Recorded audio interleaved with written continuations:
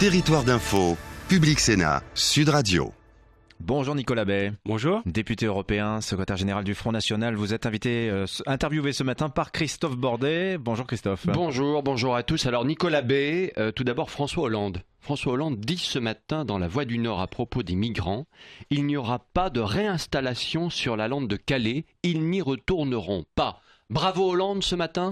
Non, pas du tout, parce qu'il n'a fait que déplacer le problème. On sait très bien que ceux qui veulent passer, ne serait-ce que parce qu'ils sont anglophones en Grande-Bretagne, eh bien, ils continueront à s'accumuler à proximité de la frontière avec l'Angleterre. Donc, je crois que non, mais là, Calais, c'est une réalité ce matin. Oui, enfin, la lande est vide. C'est peut-être une réalité ce matin, mais qu'est-ce qu'il en sera dans les prochaines semaines et dans les prochains mois ? On le voit d'ailleurs avec le camp de Stalingrad à Paris, où il y a près de 2000 personnes qui s'accumulent. On le voit partout en France, où cette répartition de l'immigration clandestine. Est-ce que vous ne pouvez pas, une fois dans votre vie, si je puis dire, d'homme politique, reconnaître que finalement, la politique qui a été menée ces derniers jours par le gouvernement a réussi. Mais encore une fois, elle aurait réussi si on avait enfin traité l'immigration clandestine comme on doit la traiter, c'est-à-dire par l'expulsion systématique de ceux qui sont entrés ou se maintiennent illégalement sur le territoire national.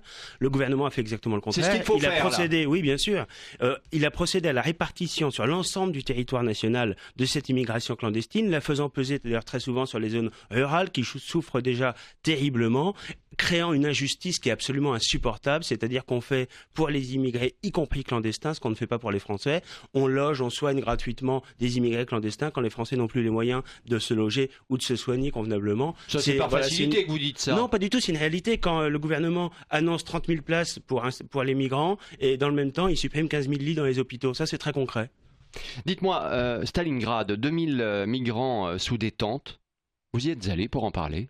Je suis passé. Est-ce que vous y êtes allé ce matin pour en parler ? Non, mais c'est une situation humaine dramatique. Et nous n'accablons pas les migrants eux-mêmes. Nous accablons les gouvernements qui ont fait croire qu'il y a un Eldorado français ou un Eldorado européen qui laisse entrer des centaines et des centaines de milliers de personnes par les frontières sud de l'Europe, alors que ces gens-là, on n'a rien à leur offrir. Alors, attendez, on a 6 millions de chômeurs et 9 millions de pauvres. Qu'est-ce qu'on a à proposer à ces migrants ? Non, mais moi j'ai envie de vous dire une chose très simple ce matin. Effectivement, la plupart de ces migrants sont issus de pays qui sont en guerre. C'est en partie inexact.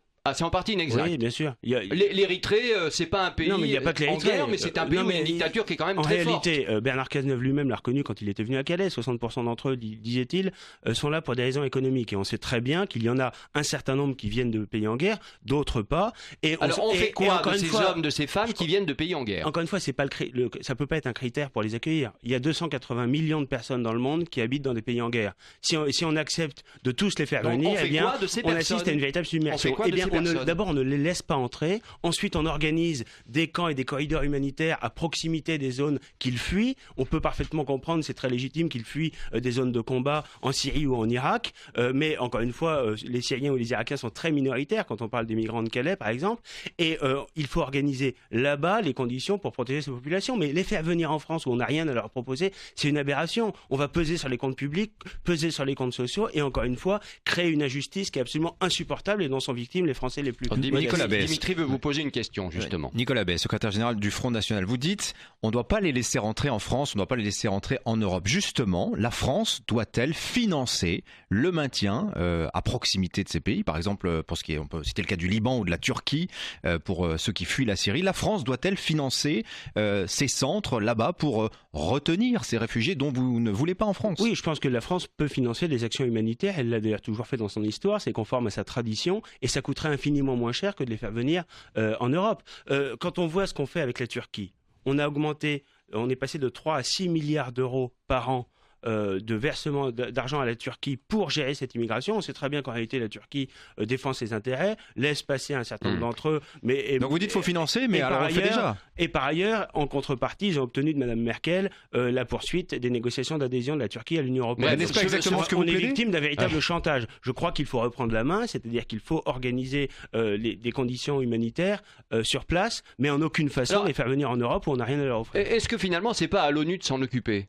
Oui, ça pourrait être sous l'égide de l'ONU, sous pavillon ONU, ce serait parfaitement envisageable. Ça peut être aussi... De quelle manière ça pourrait être envisageable ? Je crois que les grandes puissances dans le monde pourraient très bien organiser ça sous l'égide de l'ONU. On peut aussi l'organiser par une coopération entre les principaux pays concernés. Mais encore une fois, on le voit bien aujourd'hui, il n'y a rien d'humain à laisser, il n'y a rien d'humaniste ni de généreux à laisser venir des centaines et des centaines de milliers de personnes, dont un certain nombre d'ailleurs, en engraissant les mafias et les passeurs, finissent par mourir en Méditerranée. La politique de tolérance zéro en la matière, initiée d'ailleurs par l'Australie avec un grand succès,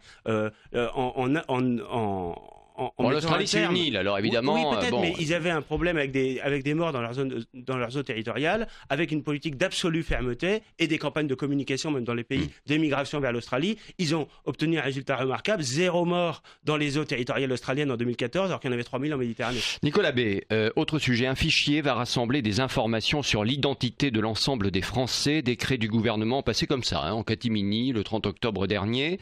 Objectif, faciliter le travail de la police afin de limiter les falsifications des documents d'identité.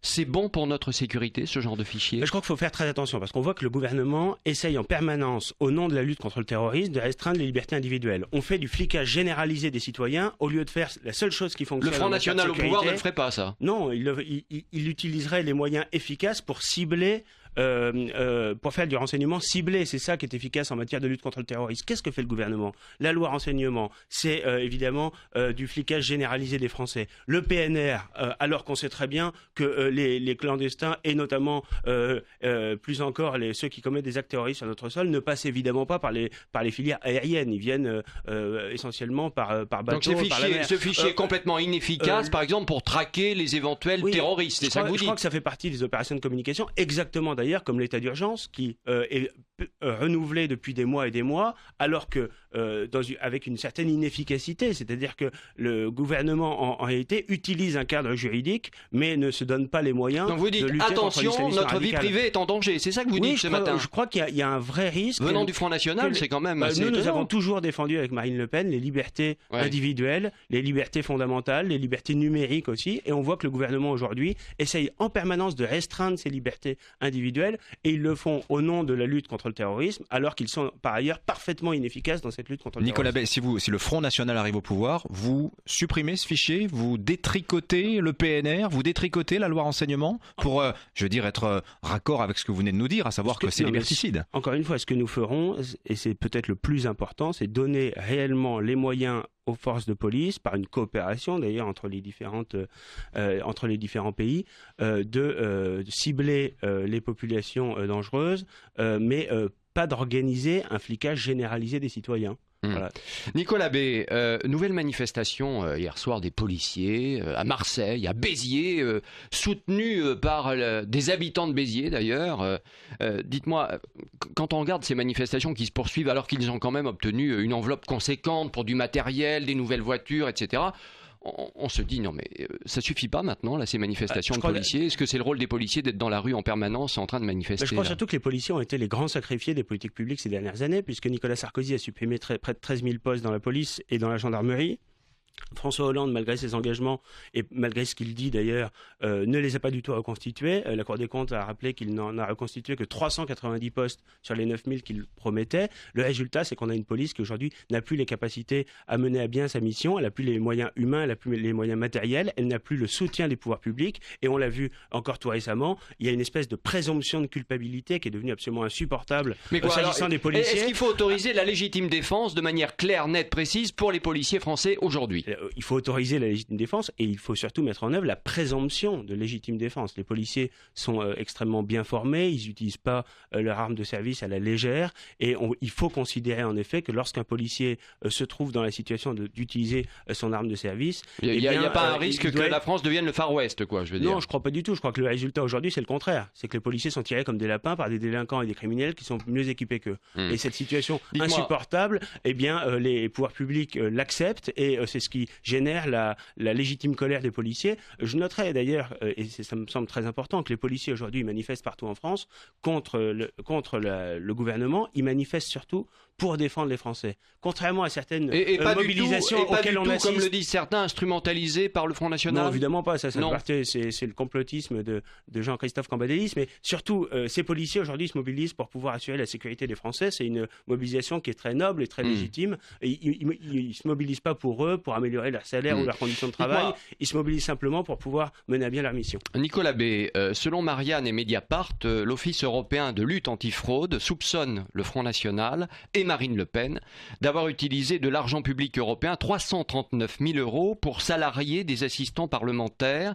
Si ça se vérifie, ça prouvera finalement que le Front National n'est pas une oie blanche, parti comme les autres. Je crois que les Français ne sont pas dupes. On est victime d'une véritable persécution des institutions européennes. Non, c'est pas un complot. Ce sont des adversaires politiques qui se comportent comme tels. Donc il n'y a aucune réalité là-dedans. Vous êtes prêt à le jurer ce matin? Je peux vous expliquer très bien les choses. Ouais.